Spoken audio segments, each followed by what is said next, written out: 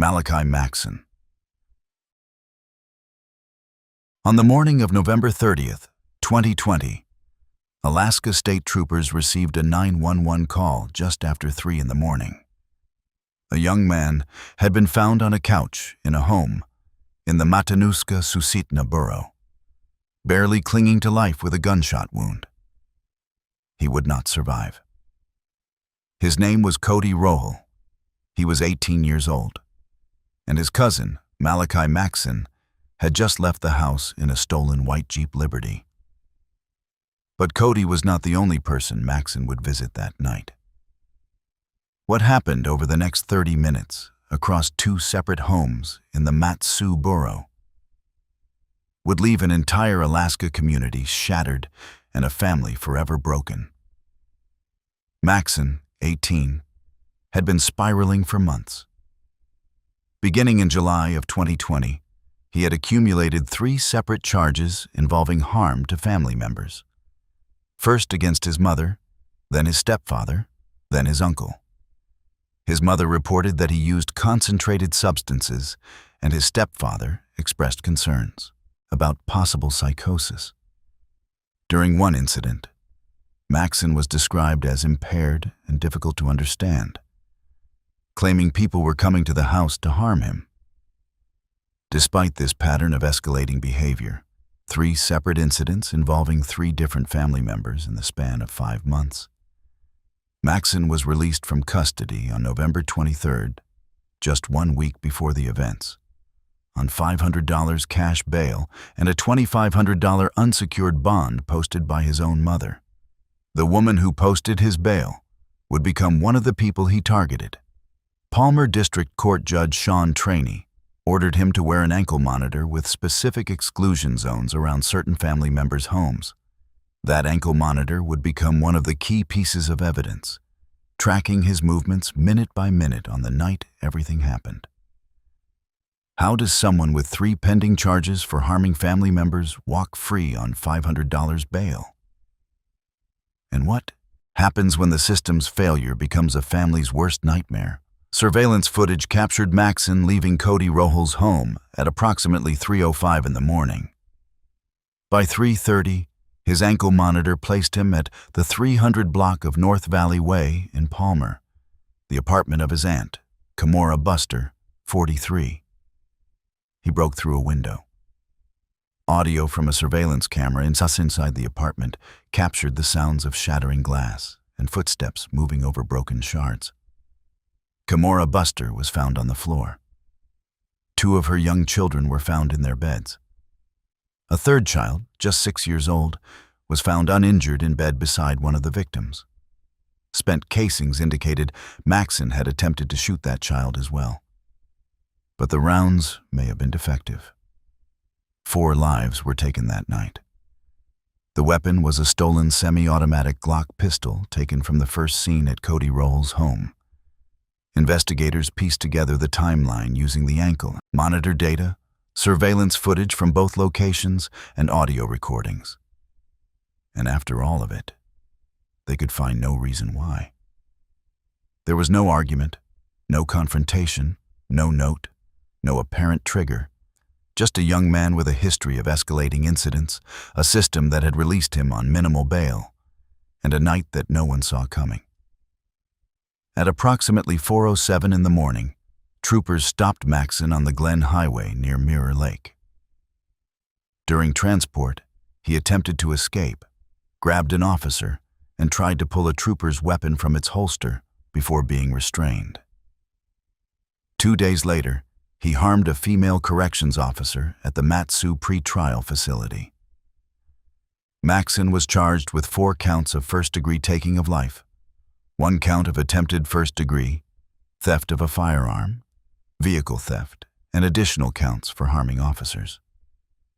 At his arraignment, he repeatedly refused to participate or speak, staring ahead in silence. Public Defender Evan Chun was appointed to represent him, while Palmer Assistant District Attorney Melissa Winninger Howard handled the prosecution. On December 3, 2020, Palmer District Court Judge Thomas Jamgokian set bail at $10 million cash, a figure that reflected the severity of the charges and the danger he posed. Despite extensive searching through Alaska Department of Law press releases and news outlets through 2026, no public information on a trial verdict, plea, or sentencing has been found. Given references to mental illness, substance use, his extreme uncooperativeness in court, and pandemic-era delays that hit Palmer's court system particularly hard, the case has likely been held up by competency evaluations and mental health proceedings. Maxson is presumed to remain in custody. 4 family members gone, a child who survived by what may have been a defective bullet, and a case that still has not reached resolution. But the next case is equally baffling, because it happened with no warning at all, inside a hotel on the day after Thanksgiving. McKay Hutton. On November 25, 2016, the day after Thanksgiving, staff at the Hampton Inn and Suites in Fairbanks, Alaska, called police about a suspicious circumstance. It was shortly before 1:25 in the afternoon. When officers arrived, they found a man crying in the second-floor hallway. His name was Al Hutton. He was a former Fairbanks Police Department patrol officer, and he directed them to a nearby room where 4 bodies were found. His son, McKay Hutton, 22, had shot and taken the lives of his own mother, his wife, and their infant daughter before turning the weapon on himself. A single firearm was recovered in the room. There was no note, no known dispute, no history of trouble, no substances involved. Nothing that anyone could point to and say, that is where things went wrong. McKay lived in North Pole, Alaska, near Fairbanks. His mother, Linda Hutton, 54, was a registered nurse. His wife, Emily McDonald, 22, worked as a nursing assistant at Lily Lodge Assisted Living Facility in North Pole. They had a newborn daughter named Tegan, who was just 8 weeks old. Emily also had a young son from a previous relationship, but he was not present at the hotel that day. The family had been staying at the hotel because they were in the process of moving out of state. A fresh start, a new chapter. Everything about the trip suggested hope, not harm. A childhood friend named James Davenport described McKay as fun, lovable, and a great person. He had no criminal record. No involvement with substances or alcohol was identified by investigators. No history of domestic incidents, no documented mental health concerns. There was nothing, absolutely nothing, in McKay Hutton's background that pointed to what he would do inside that hotel room. What makes someone with no record, no known grievance, and no warning signs end the lives of the people closest to them, including a mother who had spent her career caring for others and an infant daughter who was barely 2 months old? That is the question investigators tried to answer. They interviewed friends, family, co-workers, and neighbors. They examined phone records and financial statements. They never found an answer. Al Hutton was not present during the shooting and was never considered a suspect. A single firearm was recovered from the room. The Fairbanks Police Department classified the case as a domestic incident ending in self-inflicted harm and closed the investigation. The Anchorage Daily News later reported that this was part of a cluster of similar family tragedies in Alaska between 2014 and 2016, a disturbing pattern that left communities searching for answers that simply did not exist. Al Hutton, a man who had spent his career responding to the worst moments in other people's lives, found himself walking into a hotel room and discovering that his entire family was gone. He had been just down the hallway. McKay Hutton was 22 years old. Linda was 54. Emily was 22. Tegan was 8 weeks old. No motive was ever determined. No argument was ever identified. The family was in the middle of packing for a fresh start in a new state. Whatever happened inside that hotel room, it happened quickly, without warning, and without any explanation that investigators could find. The case remains one of the most heartbreaking in Alaska's recent history. There were no signs, no warnings, and no explanations. But the next case is different, because in this one, the evidence pointed in a clear direction from the very beginning, and the man responsible had spent 20 years preparing for the moment everything fell apart. Anthony Pisano. On September 12, 2017, shortly before 10 in the morning, a retired Army sergeant walked into the Bullion Brothers, a precious metals shop at 3201 Spenard Road in Anchorage. By the time it was over, 3 men were gone, and the man responsible had once called one of them a friend.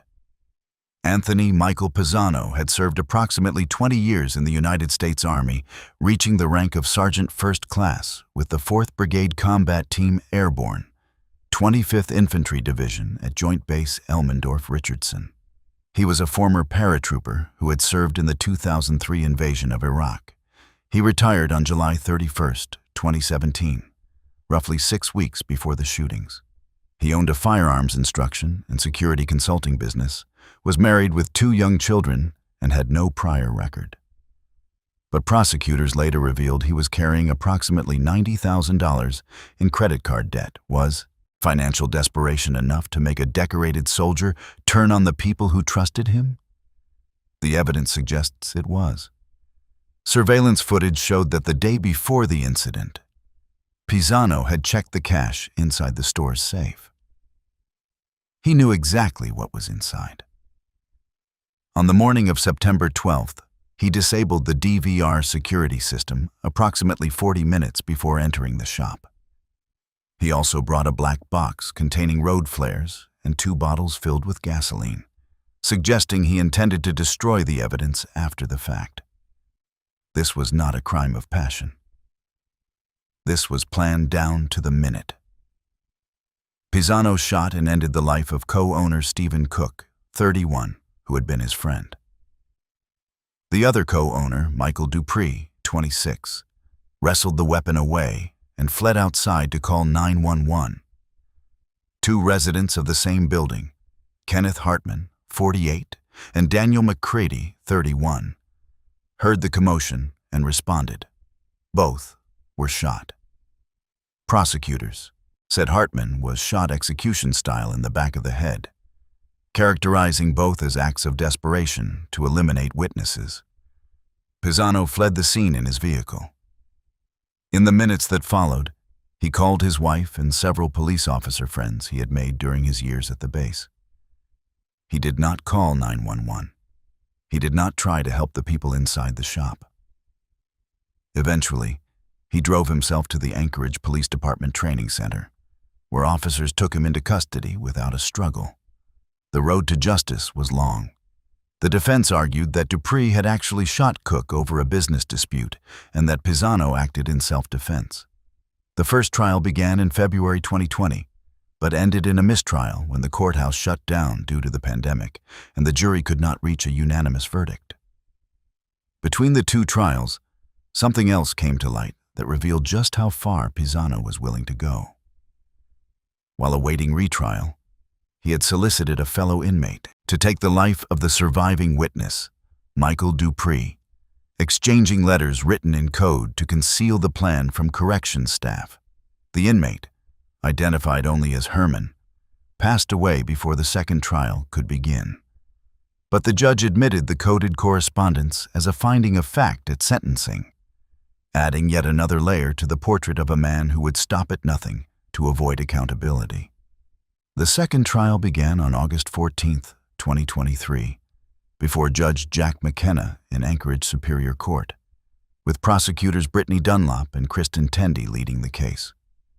It lasted nearly 3 months, with over 1,000 pieces of evidence and more than 50 witnesses taking the stand. On November 6, 2023, the jury found Pisano guilty on all 10 felony counts, 3 counts of first degree, 6 counts of second degree, and 1 count of third-degree harm. It had taken more than 6 years, 2 full trials, a pandemic shutdown, and attempted scheme to silence the only surviving witness.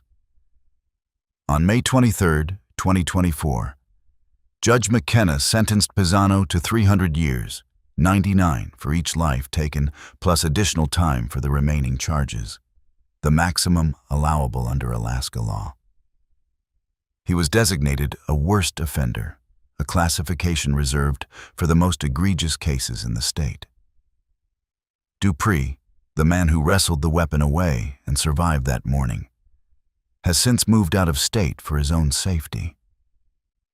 Pisano remains incarcerated in the Alaska Department of Corrections. Pisano destroyed 3 lives and nearly took a 4th because of a debt he could not face.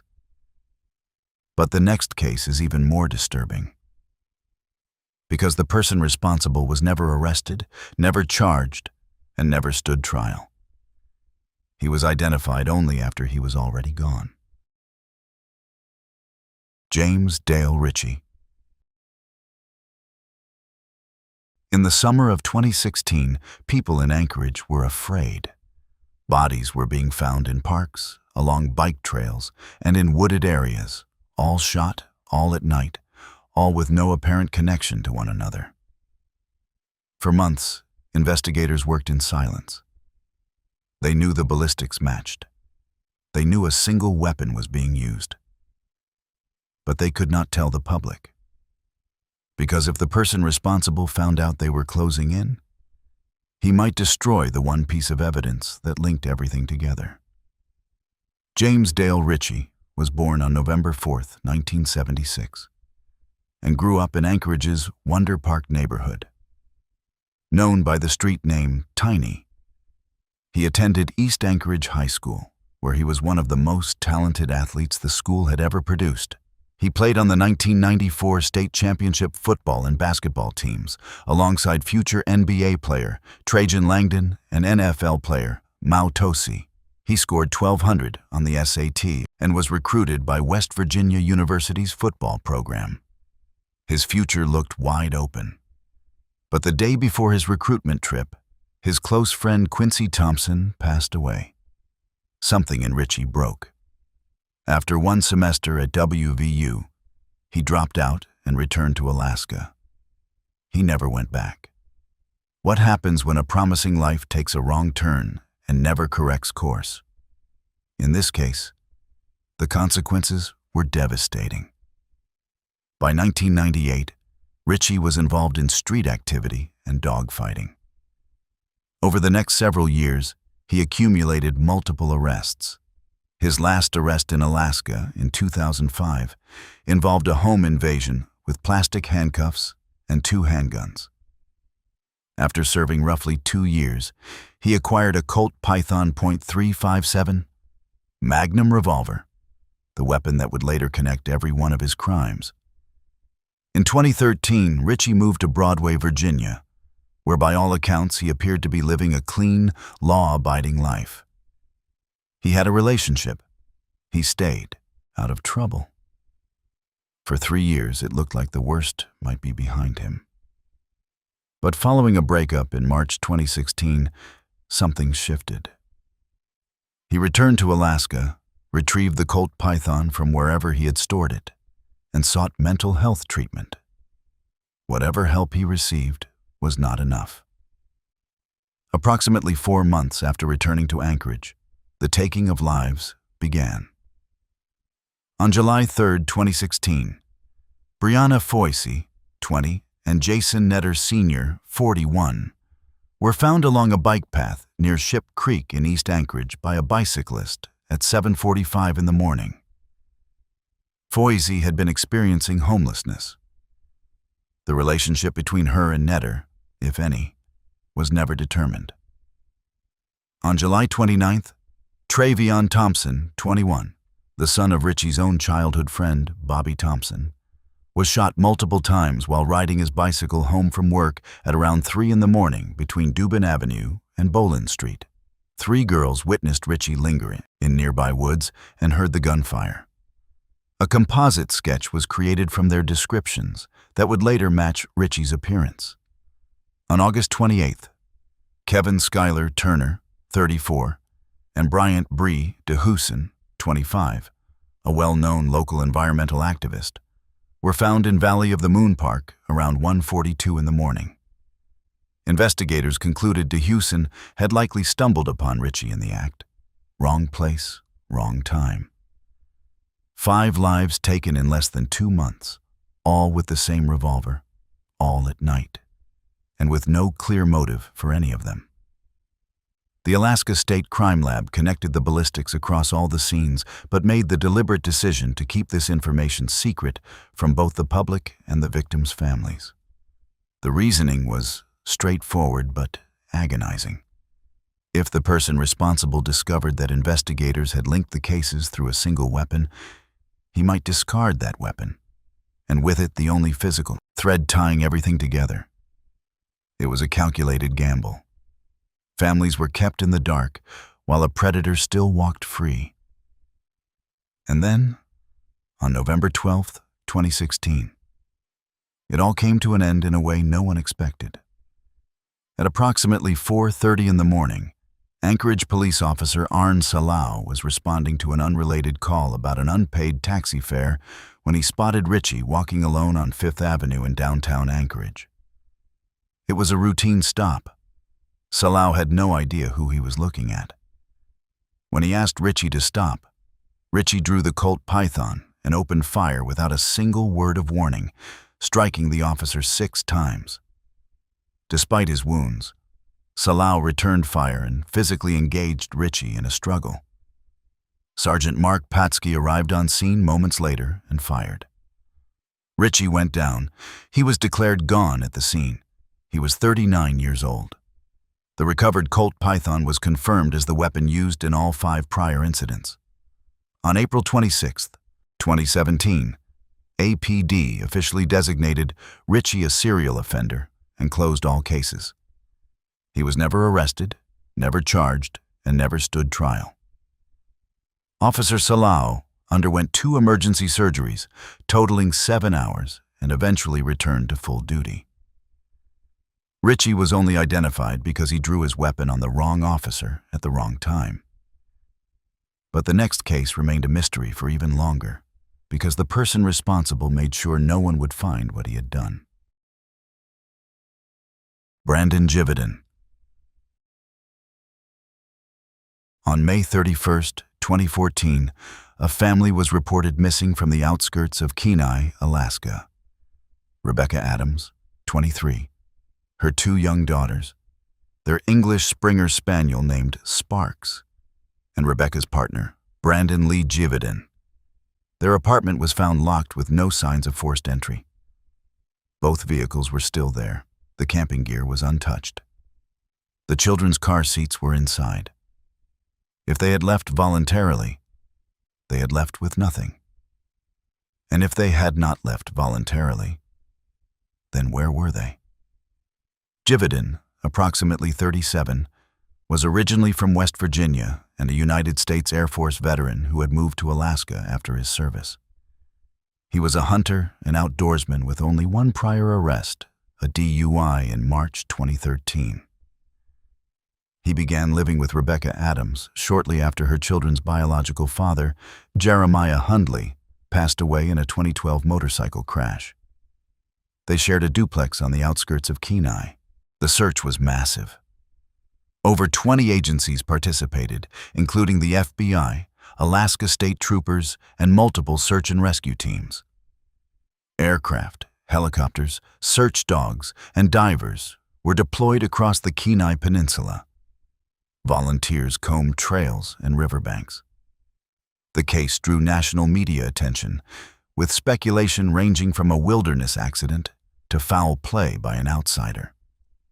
But much of the search effort focused northeast of the home, an area where Jividan had been known to spend time hunting and hiking. The bodies were actually to the northwest, hidden in dense brush less than half a mile from their own front door. And for nearly 10 months, no one looked there. How does an entire family vanish less than half a mile from their own home and remain undiscovered for almost a year? On March 21st, 2015, a person driving on a remote trail spotted what appeared to be human remains in a slight depression amid grass and bushes, approximately 15 yards off a vehicle trail near Alpine Drive. Nearly 10 months had passed since the family was last seen. The Alaskan winter had buried the site under snow for months. Now, as the ground thawed, the truth finally surfaced. All 4 members of the family, Rebecca, both daughters, and the dog, were found together in the same area. Jividen's remains were there as well, positioned nearby. 2 handguns were recovered at the scene, both purchased by Jividen, with holsters for both still on his remains. 5 spent shell casings were found scattered in the area. Investigators determined that Jividen had led the family and the dog to the wooded area on foot, a walk of less than half a mile from their front door, and shot Rebecca, both of her young daughters, and the family dog before turning a weapon on himself. He carried 2 firearms, suggesting he had anticipated the possibility of a malfunction or had planned the act with grim thoroughness. The event occurred on or around May 27, 2014, near the 2nd anniversary of the girl's biological father's passing. Rebecca's final phone call to her sister on May 27th was described as distressing. No further details about that call have been made public. No motive was ever officially determined. On June 3, 2015, Kenai police officially announced the findings and ruled the case a domestic tragedy ending in self-inflicted harm. The investigation was closed. Jividen is gone. Rebecca Adams was 23. Her daughters were 3 and 5. The family dog was found beside them. The only person who might have known what triggered that final walk through the woods took the answer with him to a shallow depression in the Alaskan brush, less than half a mile from where they had all been living together. If you've made it this far and enjoy deep dives into the most shocking criminal cases, hit that subscribe button and don't forget to press the bell icon. Jividen left no note, no explanation, and no trace that anyone could follow for almost a year. But the next case is different in every way, because this one was planned, filmed, and carried out by someone who believed a stranger on the internet would pay them millions of dollars to do it. Denali Bremer. Cynthia Hoffman was 19 years old. She had developmental disabilities that placed her at a younger developmental level than her peers. She struggled to make friends, and when she finally found one, a young woman named Denali Bremer, she came home and told her father something he had been waiting years to hear. "Dad, I finally have a friend." That friend would be the person who planned her end. Denali Bremer, born around 2000, had a deeply troubled past. She was removed from her biological mother as a toddler after being present during a tragedy involving her infant sister. She was adopted by another family and grew up in Anchorage. At some point during her teenage years, she connected online with a man who called himself Tyler, someone who claimed to be wealthy, attractive, and living in Kansas. His real name was Darren Mitchell Schillmiller, 21, of New Salisbury, Indiana. In reality, Schillmiller was unemployed, living in his grandfather's basement and spending most of his time playing video games. He was not wealthy. He was not from Kansas. He was not who he said he was, in any way. But Bremer believed every word. But Bremer believed him. And when Schillmiller began asking her to do terrible things in exchange for a share of his fictional $9 million, she agreed. She did not hesitate. She chose her target carefully, the one person who trusted her more than anyone else in the world. In a note that was later deleted but recovered by investigators, she described Cynthia Hoffman as very trusting, her fault, also very gullible. She wrote those words about someone who had called her a best friend. She wrote them while planning to end that person's life. What kind of person writes those words about someone who calls them their best friend? 3 weeks before June 2nd, 2019, Bremer and Schillmiller began planning through electronic messages. Bremer recruited 4 accomplices, including Caden McIntosh and Caleb Leyland, promising them shares of the fictitious fortune. On June 2nd, Bremer and McIntosh lured Hoffman on a supposed hiking trip to Thunderbird Falls near the Eklutna River in Chugiak. They went off trail. They restrained Hoffman with duct tape, and McIntosh shot her. Her body was placed in the river. Throughout the entire event, Bremer sent photographs and video to Schillmiller through Snapchat. Afterward, they burned Hoffman's belongings at a nearby park. The case unraveled quickly. Multiple people contacted police after seeing disturbing content circulating on Snapchat. The images and video Bremer had sent to Schillmiller had not stayed private. They had spread. Bremer's biological mother, Nicole House, who had reconnected with her daughter only 6 months earlier, went directly to authorities after Bremer told her a version of what happened. Investigators recovered the deleted note describing Hoffman. They recovered the electronic messages between Bremer and Schillmiller planning the act. The digital trail was overwhelming. Bremer pleaded guilty to first degree on February 15, 2023.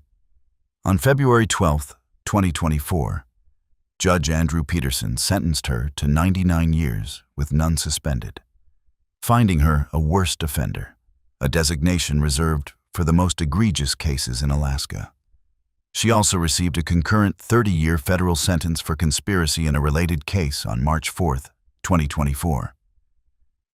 Schillmiller received 99 years in state court, plus 30 years federal. McIntosh, who pulled the trigger, received 85 years, with 15 suspended.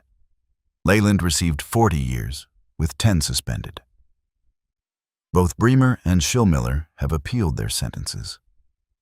And then came the cruelest twist of all. Cynthia's father, Timothy Hoffman, had attended every single court hearing. He sat through every detail. He organized annual memorial motorcycle rides in his daughter's honor so the community would never forget her name. He fought for justice year after year. And then, Timothy Hoffman was himself taken in a motorcycle crash during one of those memorial rides, on the anniversary of his daughter's passing. The man who dedicated the rest of his life to keeping Cynthia's memory alive lost his own life doing exactly that. Bremer took the life of someone who trusted her completely, all for money that never existed, from a person who was never who he claimed to be. But the next case happened in broad daylight, on Christmas Eve, in a neighborhood where everyone could hear what was happening. Lamarcus Jaquan Mann. At approximately 4 in the afternoon on Christmas Eve, 2016, 3 men entered a home in the 4100 block of Peterkin Avenue in Anchorage's Mountain View neighborhood. They were there to rob the residents. Within minutes, 2 people were gone and a young child was left wandering a parking lot alone. The plan had been set up by Savon Wiley, 26, who had lured victim Christopher Brooks, 38, back to the residence under the pretense of a transaction. Mann entered with Jalen Deonte Franklin, 20, and DeAnthony Malik Harris, 19. It was Christmas Eve. The sun had already set in Anchorage. Once inside, Mann produced a firearm. He shot Danielle Brooks, 32, inside the home. When Christopher Brooks fought back and wrestled Mann for the weapon, co-defendant Harris was accidentally struck in the leg during the struggle. Mann regained control and shot Christopher multiple times. Despite his wounds, Christopher managed to crawl outside to the driveway. He collapsed there and was transported to the hospital, where he passed away. Their young son was found wandering alone in a nearby parking lot in the dark on Christmas Eve in an Anchorage winter. When officers reached the child, he told them something that no one who heard it would ever forget. He said, "Ninjas came to my home and took my family." He had no way to understand what had happened. He only knew that the people who were supposed to be there were gone. How do you explain to a child what happened on Christmas Eve? How do you even begin? A neighbor's surveillance system captured the events and the suspects fleeing in a Honda Ridgeline. Co-defendant Jaylyn Deontay Franklin, 20, was arrested on Christmas Day and identified man as the shooter. Police issued a warrant describing man as armed and dangerous. Anonymous tips to Anchorage Crime Stoppers led officers to the Lakeshore Inn in Spenard, where on December 27, 2016, APD SWAT surrounded his room. Man surrendered without incident after roughly 20 minutes. Man was tried jointly with Wiley beginning July 8, 2019. The trial laid bare the full extent of the planning: Wiley's role in luring Brooks home, Man's role as the trigger man, Franklin and Harris as accomplices. On August 15, 2019, the jury found Man guilty on all counts. On August 13, 2020, Superior Court Judge Steve Cole sentenced him to 109 years, 30 to 99 on each count, plus additional time for robbery. It was the kind of sentence that leaves no ambiguity. Man will never walk free again. The co-defendants received their own sentences over the years that followed, each one reflecting the severity of what happened that Christmas Eve. Franklin received 100 years total, with 20 suspended, meaning 80 years behind bars. Wiley, who had orchestrated the setup, received 76 years with 20 suspended. Harris, the last of the four to be sentenced, received 80 years with 20 suspended on November 19, 2024. Between the four of them, they will serve a combined total of more than 300 years. Man remains incarcerated and will spend the rest of his natural life behind bars. The child who wandered into that parking lot on Christmas Eve 2016 grew up without either parent. 4 men destroyed a family over a robbery that yielded almost nothing. But the next case is something else entirely, because the person responsible did not just take lives. He filmed what he did, narrated it like a movie, and sang while doing it. Brian Stephen Smith. On a memory card labeled "Homicide at Midtown Marriott," Anchorage police found 39 photographs and 12 videos that would become some of the most disturbing evidence ever presented in an Alaska courtroom. The footage showed a man narrating as he ended the life of a woman in a hotel room. He spoke to the camera as though he were making content for an audience. He told the lens, "In my movies, everybody always dies." He said, "Hit the like button." He said, "People need to know when they are being serial killed." He sang a rock song by AC/DC while strangling her with a wire. And when it was over, he drove around Anchorage with her body in his truck for approximately 2 days before discarding her along the Seward Highway. The man on the footage was Brian Stephen Smith. And the woman he took from this world was Kathleen Jo Henry. Smith was born on March 23, 1971, in the Queenstown area of South Africa. He immigrated to the United States and became a naturalized citizen in September 2019, just weeks before his arrest. He worked at the Town Place Suites by Marriott Hotel in Midtown Anchorage and was married to Stephanie Bisland. Online, he had posted hateful content targeting Black people on the platform Quora. Investigators later found homemade silencers, cleaning agents, and latex gloves inside his home. His first confirmed victim was Veronica R. Abuchuk, 52, an Alaska Native woman from the village of Stebbins in western Alaska who was experiencing homelessness in Anchorage. Smith picked her up off the street, offering shelter and food.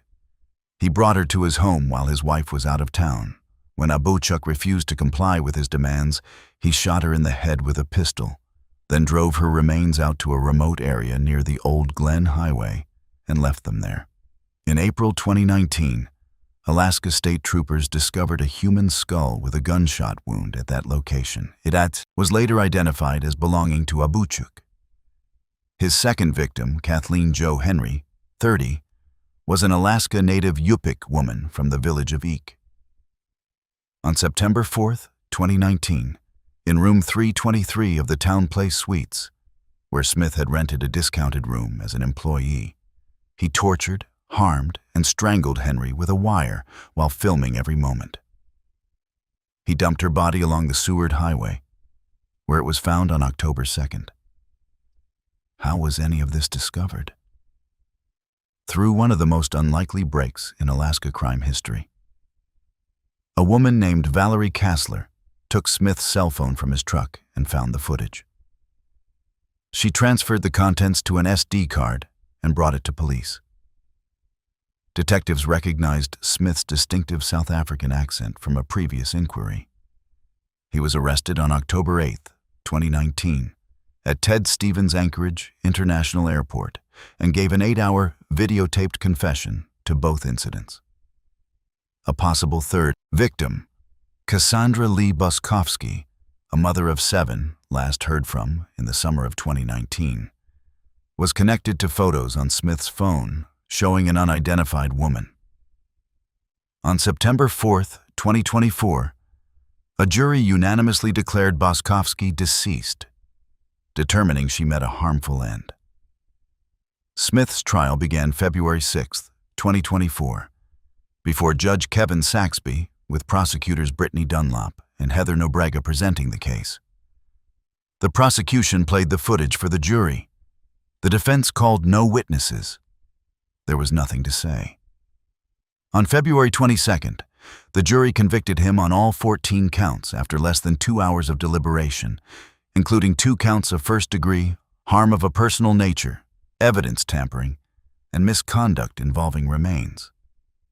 The jury also found that Henry had been subjected to substantial physical suffering, triggering a mandatory 99-year sentence.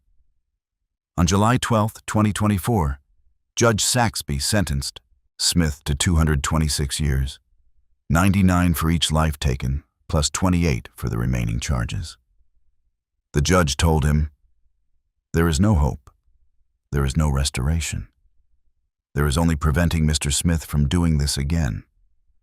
Federal prosecutors also indicted him for fraudulently obtaining his citizenship while having already committed 2 acts of the gravest nature. Smith filed an appeal in October 2024. He remains incarcerated in Alaska. Smith recorded what he did and narrated it like entertainment. But the next case involves someone who confessed to 5 separate acts over 13 years and was once acquitted by a jury before going on to do it again. Joshua Wade. Joshua Allen Wade is widely considered Alaska's most notorious figure of this kind. He confessed to taking 5 lives over a span of 13 years, was acquitted once, convicted once, accepted dual plea deals in 2 separate court systems, confessed to 3 additional acts years later in exchange for a prison transfer, and then was found unresponsive in his cell in 2024. His story is one of repeated failure by the justice system to stop someone who never tried to hide who he was. Wade was born on March 18, 1980, in Great Falls, Montana, and moved to Anchorage as a young child. He was harmed during childhood by an acquaintance of his mother, beginning when he was very young. He was in trouble with the law as a student and was found carrying a handgun as a teenager. His own family reported that he openly expressed hatred toward women, particularly Alaska Native women. When someone tells you exactly who they are, over and over again, how many chances does the system give them before it listens? His first known act came in May 1994, when Wade was just a teenager, barely old enough to understand the permanence of what he was doing. John Michael Martin, 38, an unemployed man living with schizophrenia, was found shot along a bike trail near Northern Lights Boulevard. The case went unsolved for 20 years. No witnesses, no forensic link at the time. Martin became a forgotten name in a cold case file. In December 1999, Henry Ongtawasruk, 30, was found shot in a motel room in Knik, Fairview. Ongtawasruk suffered from mental illness and had no known connection to Wade. That case also went cold. Then came September 2nd, 2000. Della Brown, 33, an Alaska Native woman, was found in an abandoned shed in the Spenard neighborhood. Wade had harmed her with a large rock. He then showed her body to acquaintances who came in and out of the shed over a period of days as if it were nothing. Wade was charged with Della Brown's death. The evidence was significant. Multiple people had seen him near the scene. He had shown her body to others. But in April 2003, a jury acquitted him of the primary charge. He was convicted only of evidence tampering and sentenced to 6.5 years. He served roughly a year before being released back onto the streets of Anchorage. On that same night in September 2000, Wade had also taken the life of an unidentified man, knocking him unconscious, placing him in a car trunk, and later shooting him. That victim's identity remains unknown to this day. He walked free, and 4 years later, he did it again. On August 3rd, 2007, Wade broke into the home of Mindy Schloss, 52, a nurse practitioner who lived next door to him on Cutty Sark Road in the Sand Lake area of Anchorage. She was his neighbor. He knew her routine. He restrained her with zip ties, forced her to surrender her ATM card, and drove her to a wooded area near Wasilla, where he shot her in the back of the head with a .45 caliber Glock. He then destroyed the remains, abandoned her car at the airport, and made 2 $500 ATM withdrawals using her card. 2 of his former girlfriends independently identified Wade from surveillance footage captured near the ATM. After a tense standoff that involved hostages, he surrendered to police on September 2nd, 2007. On February 17, 2010, Wade accepted dual plea deals in 2 separate courts. In state court, Judge Philip Volland sentenced him to 99 years, ineligible for release until age 95. In federal court, Judge Ralph Beistlein sentenced him to life without possibility of release for carjacking resulting in a fatality. The federal plea spared him from facing the ultimate federal penalty. During sentencing, Wade initially apologized. He appeared remorseful. His father, watching from the gallery, thought for a moment that his son had finally taken responsibility. But when Judge Beistlein called him heartless, selfish, and a coward, Wade erupted. He shouted at the judge, "What about the men I've taken?" revealing acts that no one in the courtroom had known about. His father later said he had been so impressed by what seemed like real remorse. And then his son opened his mouth. In 2014, Wade confessed to the 3 additional acts, Martin, Ongtawasruk, and the unidentified man, in exchange for a transfer from Spring Creek Correctional Center in Alaska to a federal facility in Indiana. He wanted out of Alaska. The FBI believed the true number of his victims could reach into the dozens, but Wade offered nothing more. On June 14, 2024, Wade was found unresponsive in his cell at Indiana State Prison in Michigan City and pronounced gone at the age of 44. An autopsy was completed, but as of available reporting, the cause has not been publicly announced. At least one of his confirmed victims has never been identified, and the FBI believes there may be many, many more names that will never be spoken.